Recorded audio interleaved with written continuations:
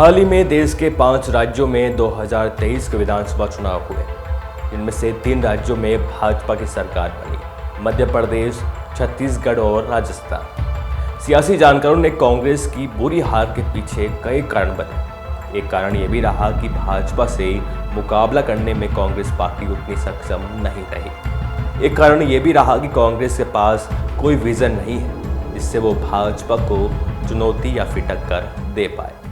हाल ही में एक पत्रकार ने मुंबई में सचिन पायलट से यही सवाल पूछ लिया कि कांग्रेस के पास कोई विजन नहीं है, तो फिर क्या था। सचिन पायलट ने ऐसा जवाब दिया कि सन्नाटा छा गया। फिर आपको पूरी खबर बताते हैं। आप देख रहे द फैक्ट इंडिया और मैं हूं आपके साथ मनीष गौर। सबसे पहले पत्रकार का सवाल सुनिए और सचिन पायलट का जवाब सुनिए। अगर आप इतने सक्षम हैं, अपने इतने मजबूत हैं, अपने पे आत्मविश्वास है, तो आप काहे को सबको अलग अलग राज्यों में अलग अलग पार्टी के नेता को अपने साथ जोड़ रहे हैं।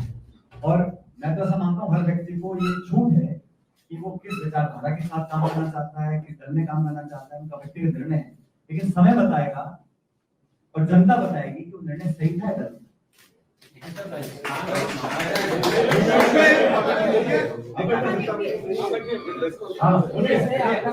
सर बीजेपी को रोकने के लिए क्या योजना आपके पास? सर बीजेपी को रोकने के लिए क्या योजना आपके पास? बहुत सारे नेता छोड़ के जा चुके हैं। कांग्रेस पार्टी के अंदर ऐसा क्या रीजन है जो इतने सारे नेता छोड़ के जा रहे हैं? आप कह रहे हैं बीजेपी आपके नेताओं को ले रही है, कांग्रेस के अंदर ऐसी क्या चीज नेता छोड़ के जा रहे हैं? देखिए, हर व्यक्ति के अलग अलग कारण हो सकते हैं। राजस्थान में भी हमारे साथी कल या परसों बीजेपी ज्वाइन की उन्होंने। बार बार कह रहा हूँ कि जिन लोगों को लोकतंत्र में जनता के लिए संघर्ष करने की इच्छा शक्ति है, वो संघर्ष करेंगे और समय ऐसा नहीं रहता। आप सब जानते हैं 1977 में जब कांग्रेस पार्टी चुनाव हारी थी, तो अलग अलग वोट करते हुए सब लोगों ने कांग्रेस के खिलाफ वोट डाला। लेकिन 2 साल के बाद उसी जनता ने प्रचंड बहुमत इंदिरा गांधी जी को दिया था 1980 में। तो समय कभी ऐसा नहीं रहता और हमेशा राजनीति में राजनेताओं को दूरदर्शी रखनी चाहिए। और मैं ऐसा मानता हूं कि भारतीय जनता पार्टी समझ रही है कि माहौल कुछ भी करें। 2004 में वाजपेयी जी ने खूब माहौल बनाया था इंडिया शाइनिंग का। परिणाम ये हुआ कि सरकार यूपीए की। तो आज भी मेरे ख्याल दिल्ली वाले नेता जानते हैं कि हम भाषण कुछ मर्जी दें, प्रचार कुछ मर्जी करें, लेकिन जनता जनार्दन इसका बटन दबाएंगे तो मालूम नहीं। इसलिए हो सकता है वो अलग अलग नेताओं को साथ जोड़ने की कोशिश करें। बीजेपी का ये है कि जो विपक्ष है उसके पास कोई ऐसा विजन है ही नहीं जो वो मुझे टक्कर देंगे। और उनका ये भी कहना है कि जो सारे विपक्ष के लीडर है वो खुद भ्रष्टाचार में लिप्त है, इसीलिए हमारी पार्टियों में आ रहे हैं। इस पर क्या कहेंगे?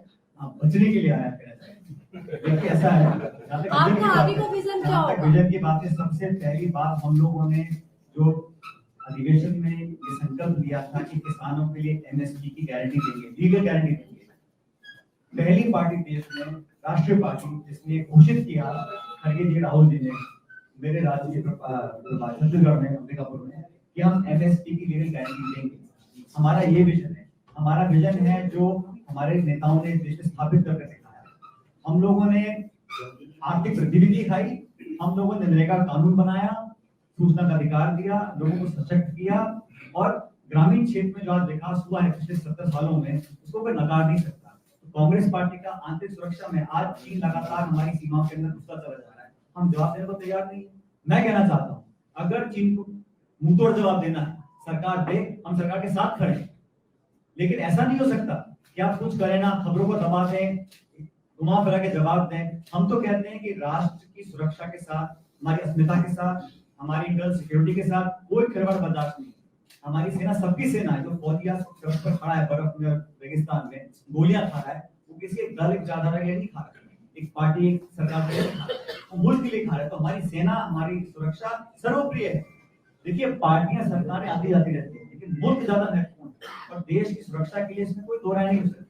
तो हम तो चाहते हैं कि आप ऐसे कदम उठाएं। आप इतने बड़े बड़े भाषण दे रहे हैं, अगर लगातार हमारी सीमाओं में चीन घुसता चला जा रहा है, हम उसका जवाब नहीं दे पा रहे हैं, तो किसी की कमी मानते हैं? सेना की कमी नहीं है, लेकिन जो सत्ता में आज लोग बैठे हैं, मैं उनकी कमी मानता हूँ कि आप ट्रांसपेरेंट तरीके से, पारदर्शिता से आप हमको बता नहीं पा रहे हैं कि वहां कितना हमारी जमीन वो लोग बेच चुके हैं। और ये बात प्रमाणित हो चुकी है। इसलिए कांग्रेस पार्टी की चाहे कृषि हो, चाहे नौजवान हो, चाहे इंटरनेशनल जियोपॉलिटिक्स हो, इंटरनल सिक्योरिटी हो, सब क्षेत्र में हमारी नीति बड़ी स्पष्ट है। और मैं तो चाहता हूं कि जो वादे बीजेपी ने 10 साल पहले किए थे, 2 करोड़ रोजगार के, किसान की आमदनी दुगनी करने के, 15 लाख रुपए खाते में जमा कराने के, उनको तो पूरा करें 10 साल में। हमारी सरकार तो कोalition सरकार है, बहुत सारे पार्टी के अलग अलग दबाव होते हैं, ये तो फुल बहुमत की सरकार है, इनको कौन रोक सकता है? लेकिन करने की इच्छा शक्ति होनी चाहिए, जिसका अभाव मैं मानता हूँ। आपको बता दें कि उनसे एक पत्रकार ने पूछा था कि आपकी पार्टी का विजन क्या रहेगा, तो सचिन पायलट इसका जवाब देते हुए कहते हैं कि हमारी सबसे बड़ी प्राथमिकता ये रहेगी कि हम किसानों को एमएसपी पर लीगल गारंटी देंगे। और देश में कांग्रेस पार्टी इकलौती ऐसी पार्टी है जिसमें किसानों को एमएसपी पर लीगल गारंटी दी है। वहीं भाजपा पर हमला साधते हुए पायलट ने कहा कि 10 साल हो गए हैं, भाजपा की सरकार ने जो वादे किए थे वो पूरे नहीं किए हैं। 2 करोड़ रोजगार देने का, किसानों की आमदनी दुगनी करने का ये वादा पूरा नहीं किया है। भाजपा को अपने वादे पूरे करने चाहिए। हमारी पार्टी की तो हर क्षेत्र में नीति स्पष्ट है। खैर, एक बड़ा सवाल ये खड़ा होता है कि क्या कांग्रेस पार्टी में कमी है क्या है? वे भाजपा को बड़ी चुनौती देते हुए नज़र क्यों नहीं आ रही है?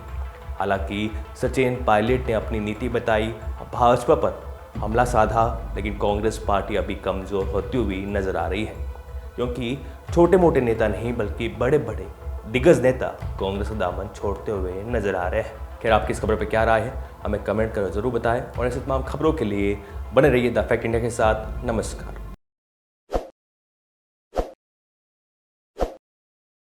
ताज़ा खबरों के लिए विजिट करें द फैक्ट इंडिया की वेबसाइट और डाउनलोड करें द फैक्ट इंडिया ऐप।